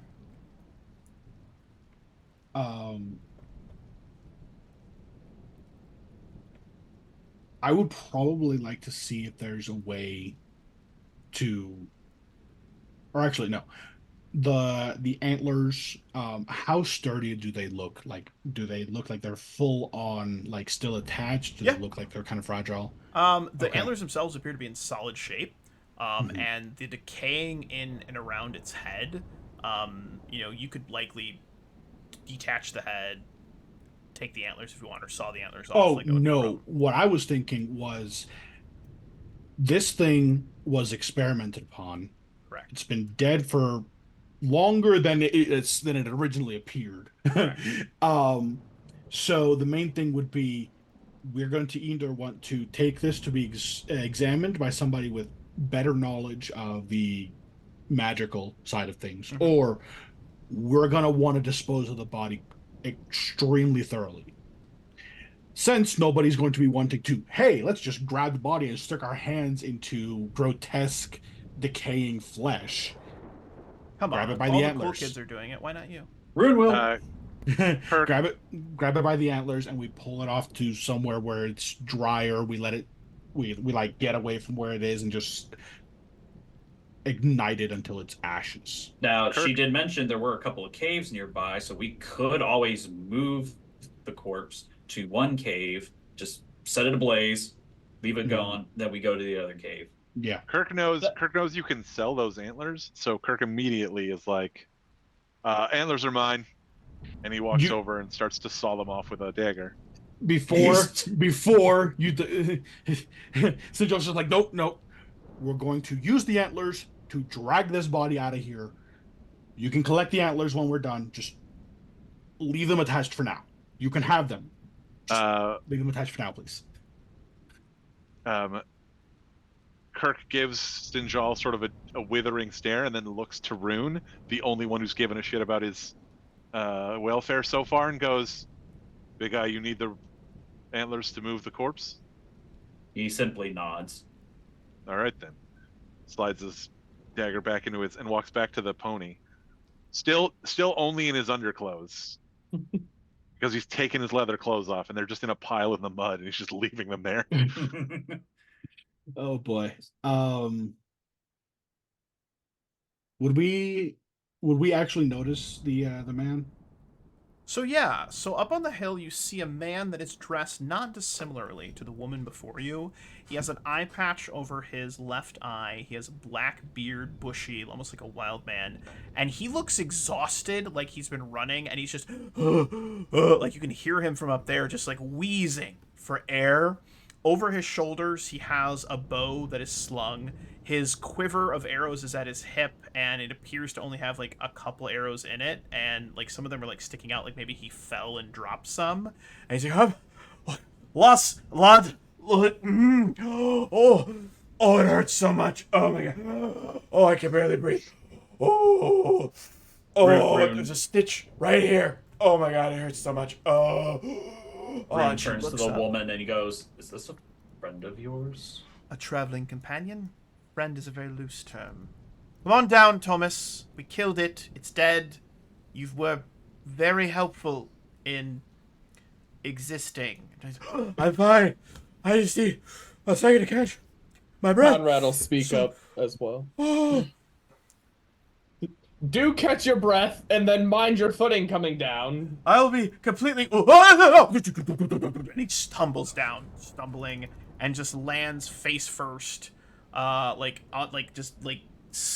up, face down, in the mud at Rune's feet, pushes himself up slowly, still wheezing, and just has a mud mask on his face. Rune just leans down and just kind of picks him up by the shoulder and just helps him up. Just Oh, wow, you're a big one, aren't you? That's good lad. He like claps your shoulders, like that. Good lad, good lad. I'm trying so hard to not laugh at the situation, but he breaks down. He's like, and this guy starts laughing along with you, because that's funny to me.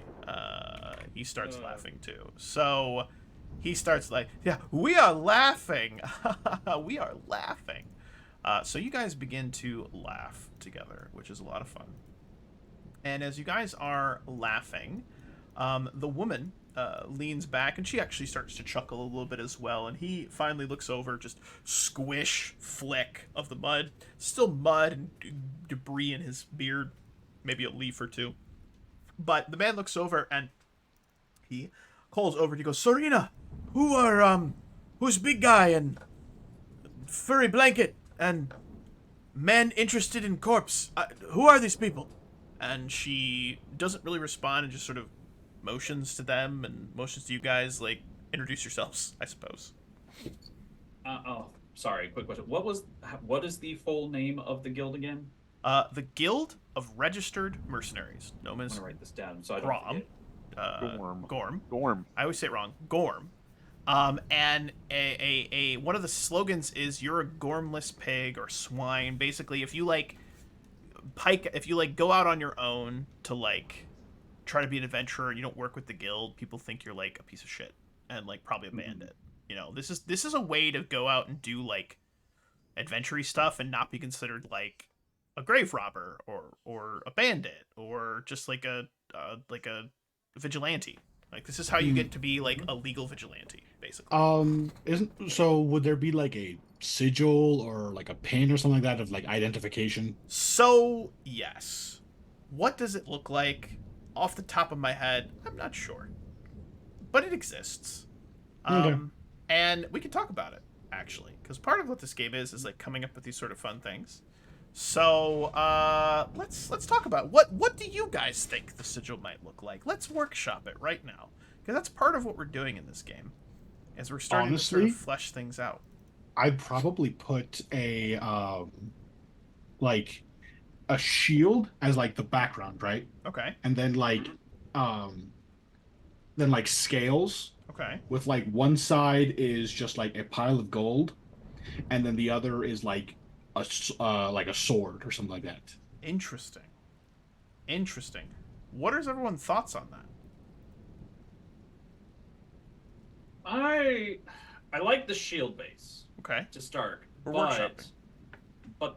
as the scales, like that would tie too much to a merchant, like a mercantile type guild. I don't think that would work proper.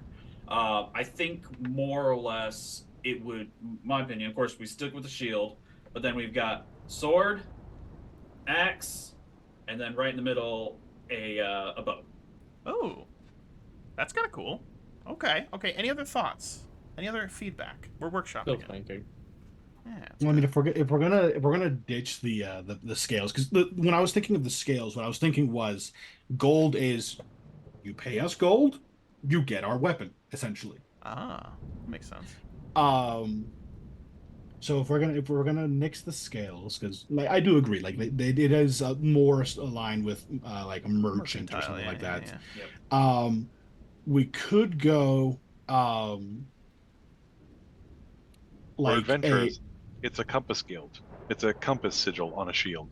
yeah, but Okay. with no, it's okay. So it's the shield, it's the compass as like the main like emblem on the shield, Okay. but a sword is what's signifying north. Oh, I like I was that. gonna that say something strikes about the good. sword. That Okay. that's really good. Okay, Benjamin, can you type that up for me and send that to me in a DM? Because I'm going to add that.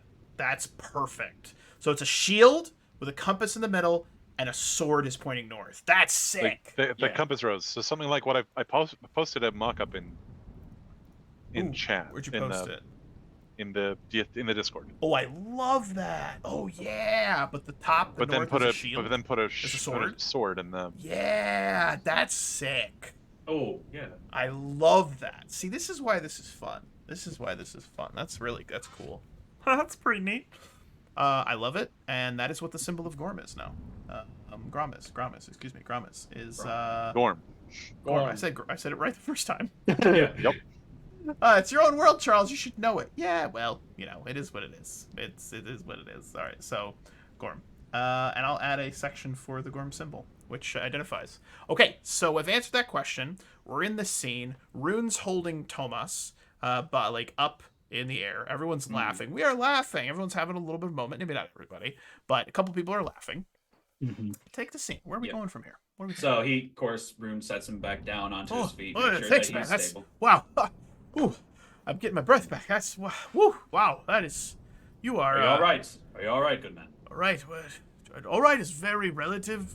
I mean, I'm missing an eye, and my insides feel like they're mush. Not as bad as that thing over there.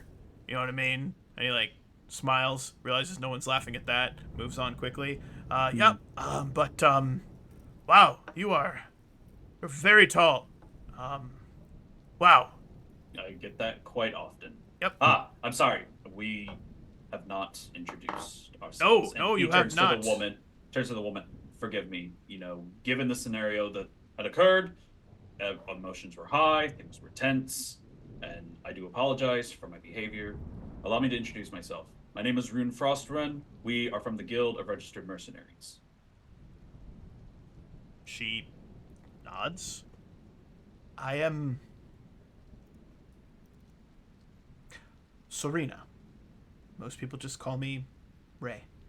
Kirk. Sinjul. Conrad. You're all guild members, is that right? Yeah, that's correct. This is Oh. our first outing as a group, but we've all, I presume, been part of the guild Kirk for goes. a Kirk goes to while. gesture to the patch that would ordinarily be on his shoulder, but he's mostly naked, so he's like, "Yes." Yes.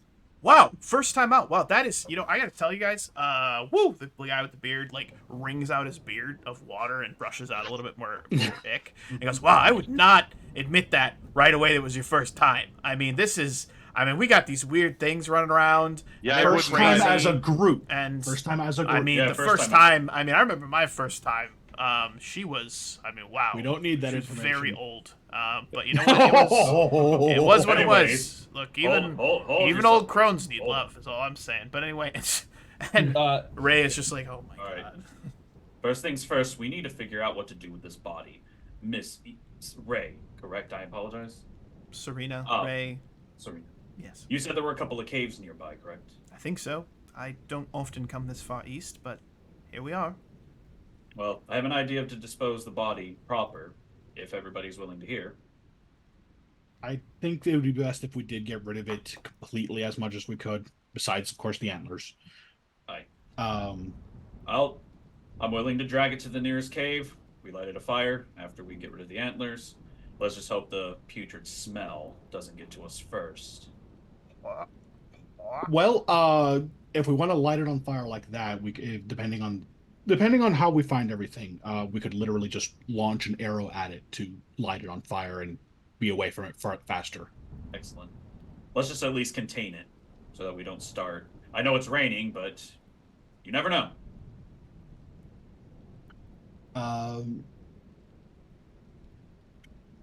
Would we have had a map or something like that of the area? So, great question. You have like a general map. Yes, you do have a general map. Okay, so nothing that would be a little bit more intricate, like, oh hey, there's a Like our overland map, that's the kind of Mhm. map you have. Like the Gotcha. overland map I showed earlier, that's the one you have. And if you want me to bring it back there, I can. Okay. Yeah. I notion Ray and Thomas to come with me over here underneath the tree, and I'll pull out the map that I have, and I'll just show it to them. It's like, can you give us a general idea of where we currently are now and where Yeah, these you caves guys go and get a may be little bit of bereavement from the from the rain? reprieve, as it were, from the rainstorm. As I pivot you guys back over to our little regional map. So you guys are kind of far, not too far, but kind of far from the town of Numush, which is where you guys were supposed to go. And your distance at this point is you're about 12 miles away. Mhm. Right now, in a normal day, you could probably make that, couple hours overland. Kind of not really huffing it, but walking at a steady pace, right? But in this rain, it's going to take you probably a full day to get there, just because of the slow going, the muck, the mire. You're trying not to. You got to warm up every once in a while and dry out. So she's like, we should find a cave. We should go and find some place to dry off, relax a little bit, and catch a breather is her recommendation. Also, Tomas might die if we start walking, and he's like, oh, please, just like, I need to eat, drink. I know water's funny because it's raining, but I need to drink something, and just, oh wow, it's like a stabbing pain in my side. It just really. Does he have something stuck in his side? Would like I an hear arrow? him say this? Yeah, you would hear him say that. It's a stabbing pain in my side. It hurts so much. Would you like me to check you out? Yes, please. I don't normally. Anyway, yes, please. That'd be great. Conrad will walk over and give him a Give me a once heal over. check. Are we here? Yeah. Bam. 15? You like check him out.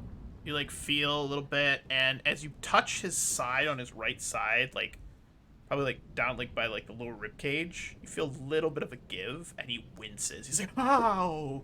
You're pretty sure he has a broken rib. Yeah. Oh. Yeah, my friend. Why does it hurt so I can much? see why it hurts to catch your breath. Just gasping Slow, for air. slow breaths, my friend. Slow breaths. Oh, it hurts so much. Oh, gods. Yeah, he's got a broken rib, and it hurts a lot. And Serena is just looking at him like, all right, Tomas, just arm over my shoulder. We'll get you to somewhere dry. We'll warm you up, get some food in you, and we'll let you rest. Just try not to exist too harshly on yourself right now. That would be... Conrad would chuckle at that. Yeah. And he's just like, ow, ow. Every move, he's just like, ow, ow, ow, the whole time. Like, he doesn't stop, just ow. Was there like we would have likely been attempting to pay attention to the areas around us as we were traveling. Did we pass by any caves that are close? No, Like, okay. it's not really a very hilly. It's like not really a very like mountainy, rocky area here. It's mostly flatlands and kind of rolling hills. You're in a little bit of a craggy area because you've got the sort of excuse me raised plateau of High Grove, and there are some like sporadic areas where there's a little bit of rising here and there. Large earth mounds. So there may be like it's probably not going to be like a rocky cave. It's probably going to be like an earthen cave that you might find, like maybe like an old bear den or like a wolf den or something like that. Wolf den. That's the name of the server. All right, I'm done. Moving on. All right. So if we're going to make this adventure, I suggest what I'm going to do is I've got rope in my pack. Mhm. So instead of just dragging it by the antlers directly with my hand, I will take my rope out and I'm going to go ahead and tie it around the antlers. So that way it'll be just a lot easier to drag. Like that. So give me a use rope check, JK. That's 3.5. Just kidding. Yeah. Yep. Just kidding. Just kidding. He made a jokey. Look at this guy. All right, so couple things. I'm just gonna put a little bit of an effect over here, just so you guys kind of see that kind of like little bit of a foggy fog right there. All right, that's kind of like the representing the sort of stormish kind of area you guys have been in for a while. This sort of like misty, foggy, stormish cloud area. You can just barely see Numush through there. And I'm gonna go ahead and send that back to the map layer. There we go. All right, cool. So you got that like sort of stormy cloud area you're in, and you managed to tie the rope, get around the antlers, secure it, maybe turn it to where you can like wrap it over your shoulders and sort of pack mule it forward as like pulling it, almost like you're pulling a sled or something, like someone like a gurney or sort of thing. Is how you set it up. So Exactly. you guys are able to quickly get together.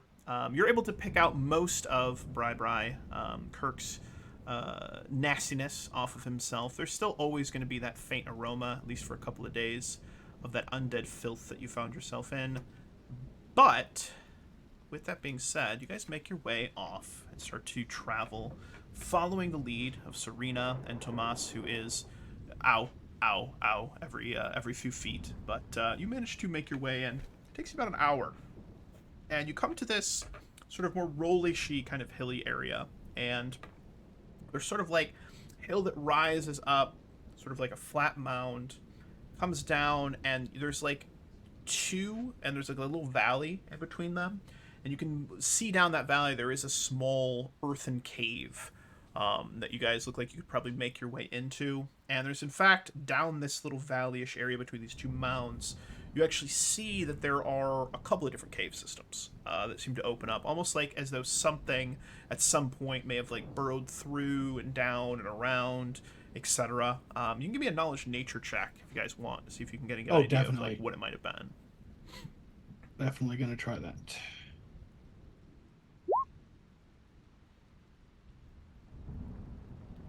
19, not bad. Not bad. 19. So Sanjal, you would recognize, you've seen these creatures. They're not as common in the last 20, 30 years. They've sort of been hunted to the brink of, I mean, not necessarily extinction, but they've just been hunted down because of how dangerous they can be. But these are boleta holes. Mm-hmm. Yeah. The land sharks. Yeah, the land sharks. Now, you would recognize that these holes appear to be old, and they appear to be unused. You would recognize that with your check. Like, if it's a fresh hole, there's certain signs, the smoothness of the cave, maybe some markings. You don't see any tracks from the land sharks in the area. It all just looks to be muck and mire. So definitely not, at least since the storm has been going on, have they been here, and likely longer. They've been away.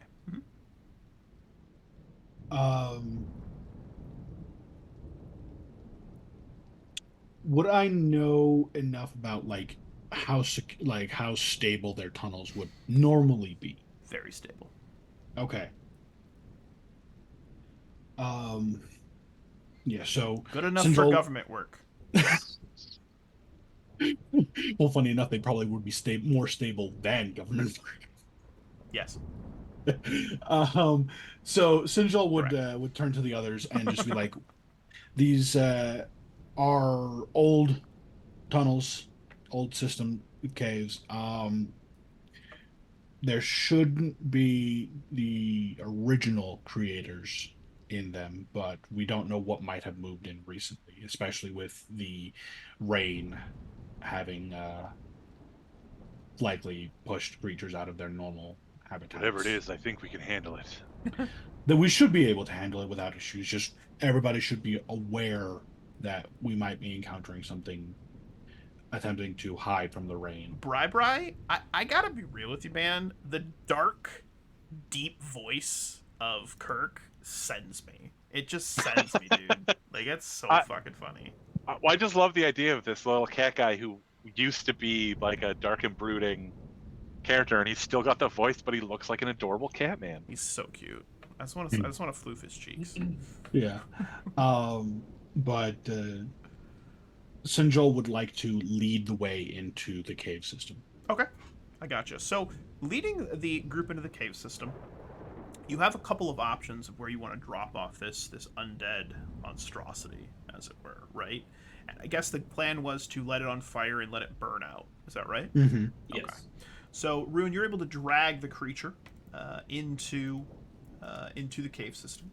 You're able to undo your rope, get everything set up, and you go in a good probably 20 feet. You've got your ever-burning torch that allows you some illumination so you can see, and it doesn't really matter how you do it, but you manage to either shoot an arrow or simply light it on fire and let it start to burn. And the creature is slow, and I don't know if you've ever smelt burning flesh, but it's horrible, and it smells bad. And as it's burning, you notice that the flame itself is not that atypical yellowish orange, but it is different shades of black and purple as the creature burns. And I don't know if you guys want to stand there and watch it burn. It's going to take a while, but probably head off and go get yourselves a little bit of a quiet area inside of this cave. I would suggest going in deeper to at least rest for the night. Okay. All right. We could attempt to create a poor barricade between where the body is and us, so that we don't have the wind as likely to push the smell towards us. I thought we were going to use a different cave. Yeah. With this entire system, it would likely be better for us to just find a different area of the system to take refuge in. Plus, we can always check on it afterwards and make sure that it has gone completely out and ashes only. Serena pipes in. She goes, I know that I'm not part of your fancy organization, but I would prefer not to stay in the cave system with the burning undead monstrosity. Just my 2 cents. Copper, as it were. I'm inclined to agree with the human girl. I like the cute, adorable ball of fluff. I agree with that one. All right. Well, then The smell will definitely linger. Thomas let's just, head out. Ow. Let's Ow. head out a different way so we don't walk through the smell, and we'll continue looking for another system, I guess. You guys head out and look for a more different cave system. And now that he's no longer carrying the body of that elk, he's just gonna sling Thomas over his shoulder. Thomas is like, Carry him. oh God, it burns. Oh, why does it hurt so much? Oh, I you'll hate be it so fine. much. No, it burns. It hurts. Why does it hurt us? He hates it so much. He hates it so much. Is it being... Oh, is this map using that weird Roll20, like, dynamic lighting that doesn't... Yeah, it doesn't actually work. It just gave me some weird pop-up too there. It there. is. All right, there it is. There it is. Okay, so you guys find a little cave system, and what's kind of cool, there's a little bit of, like, weird glowing, like, mushroom algae in this area that you guys find. And it seems pretty normal. And in fact, as you go in, Serena walks over to the green glowing algae and actually picks a little bit of it, and actually starts to like break out. She breaks out a Morton pestle and starts to like take some of it and crush it and puts a little bit of like some other substances. She's got little like belt pouch, and she's got some things, starts to pour it in, and she's like mashing stuff up. It looks to be making some sort of paste. And Conrad and anyone with at least a heal of like 4 would recognize that she's probably making some sort of like healing poultice to put on it, like to get the swelling down, etc. Like she's doing something for Thomas. Thomas is gonna like slump in the corner when Rune sets him down. Yep. The pony is just like Winnie. It's doing its pony thing, and oh, hello Tesla. Oh, my great cat's here, but it is hanging out. So you guys have a moment as you all set up. Now, are you gonna make a fire in the cave system, or you just gonna kind of hang out and chill where it's dry? What's the game plan? There better be a fire. I would say a low burning fire because we Not don't a want lot of smoke. Smoke, yeah, no smoke. Yeah, Right, so so just mostly embers, a bit of coal. I like that. I like that a lot. Let's get that going. So you guys put just a little itty bitty fire right here, just low burning coals. And what I'll do is I'll add just a little bit of effect for you guys. So you have just a little bit of just a little extra. There you go. Go over here. We're gonna go to drawing. We're gonna make this a little smaller. You got your little burning fire. There you go. It's animated slightly. It's a little burning fire. All right. So you guys are hanging out, and she moves over. Serena puts the poultice and lifts up his shirt. He's like, "Oh God, it burns. Why? I hate it." And she's like, "Just shut up, Thomas. You're going to be fine."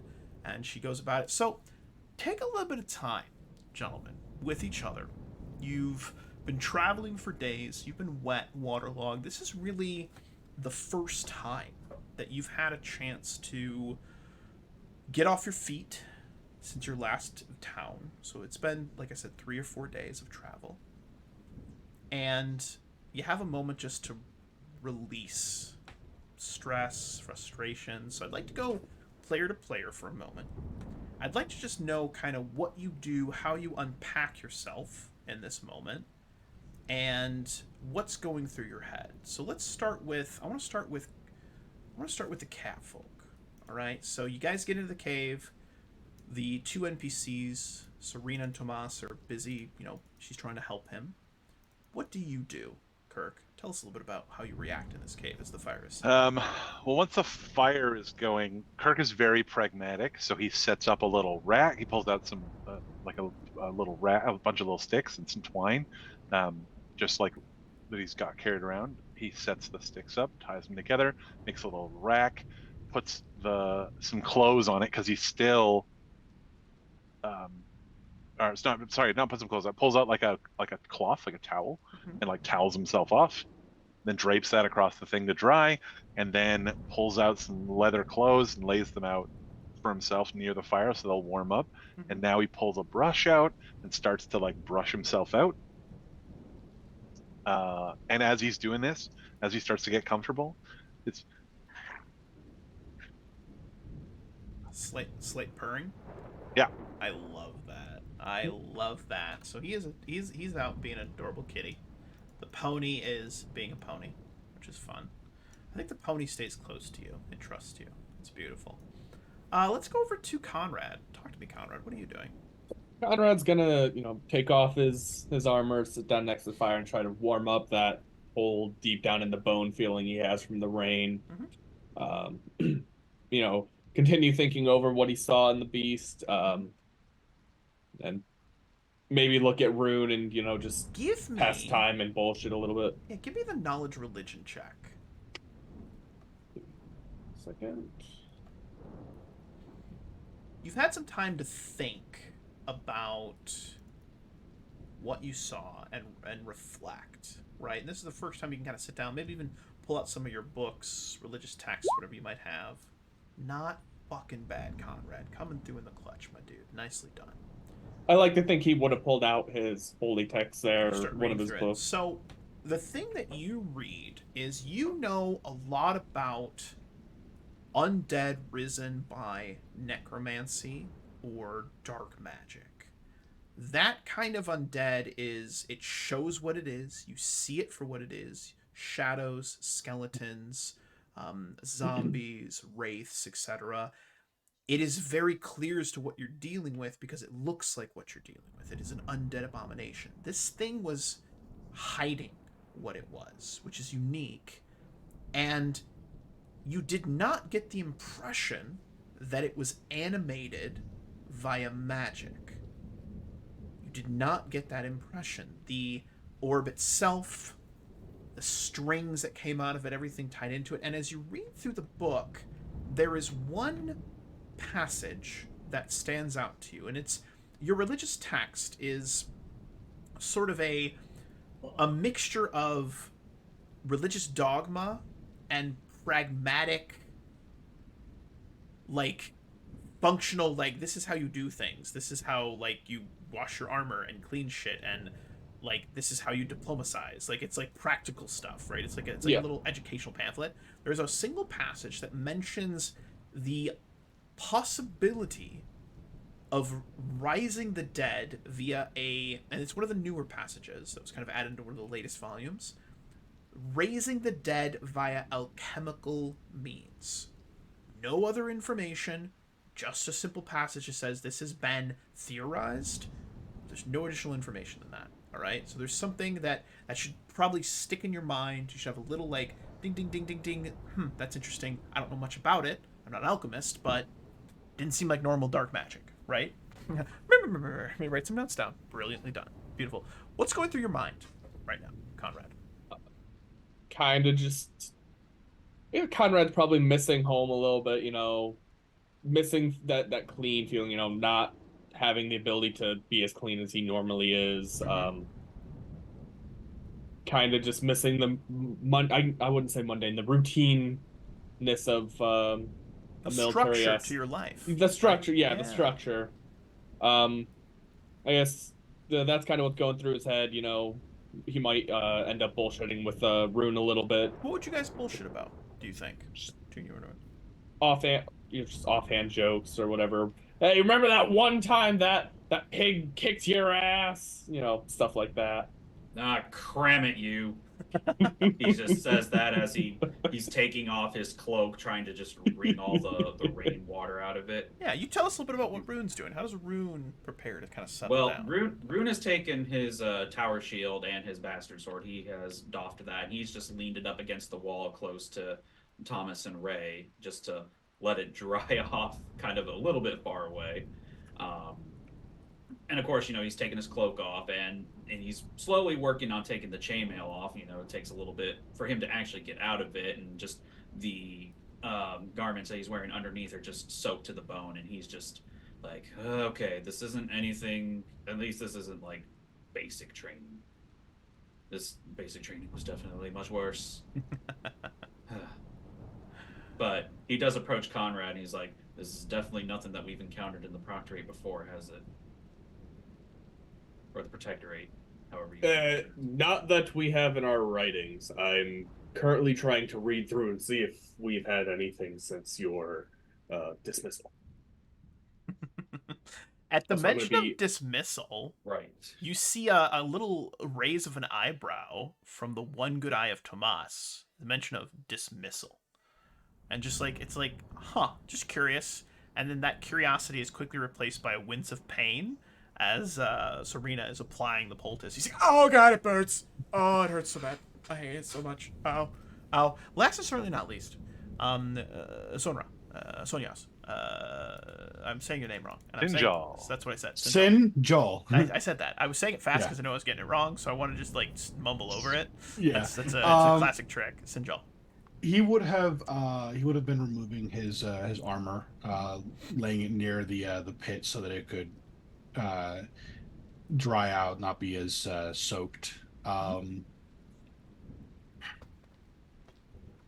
He'd probably take a look at his weapon and see like if there was any residue or stuff like that got stuck on it from when he had his one successful attack, and just kind of like clean it up. Like that.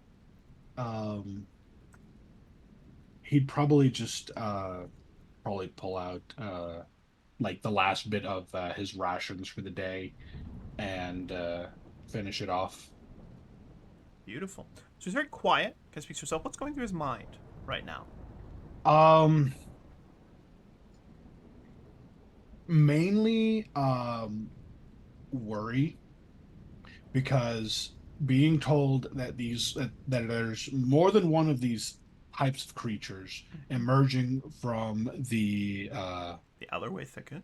the Allerway Thicket, um, which is also part of his homeland. He's worried about how the creatures that have been able to bypass the wall, um,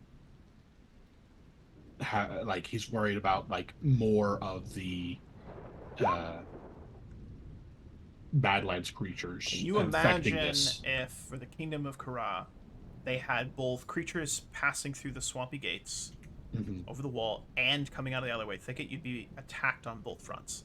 mhm. That's horrifying. Yeah. Does he let this worry show on his face, or does he maintain a stoic disposition? Um. Honestly, he probably keeps to his shadows Okay. to like prevent like as much of any worry that shows being visible. Internally screaming, externally, hey, what's up? Yeah, no, he literally just kind of goes like this. I like that. He's just keeping it all inside, so it slowly festers and eats you away. That's smart. That's what my dad did before he died. That's fucked up. Yeah. Anyway, so good. So as you all are sitting and just sort of taking everything in, Serena finishes up with her applying some of the, this paste to its side to help the swelling and whatnot. She dusts her hands off, brushing them away, sets all of her gear down, puts her Morton pedestal away, etc. Comes over and has in her pack a little sort of like hunting bag, and she pulls a couple bits of wrapped meat from something she had killed, maybe a rabbit or something, and sets up a little spit, starts to roast some food, and starts to prepare a meal for the group.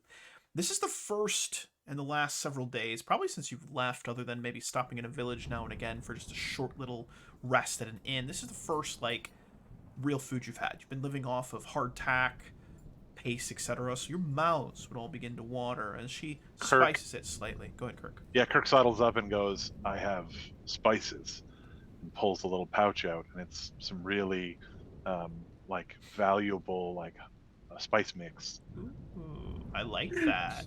My He God. looks down at it and she gives it a sniff and sort of recoils. She goes, that is quite pungent in the best of ways. Where did you procure this? Well, I have a supplier in Nilgaril who keeps me supplied, as unflavored meat is anathema to my taste buds. May I ask you a bit of a personal question? As long as you don't necessarily expect an answer. I only expect you to hear the question and decide what to do with it. And she offers a somewhat playful smile.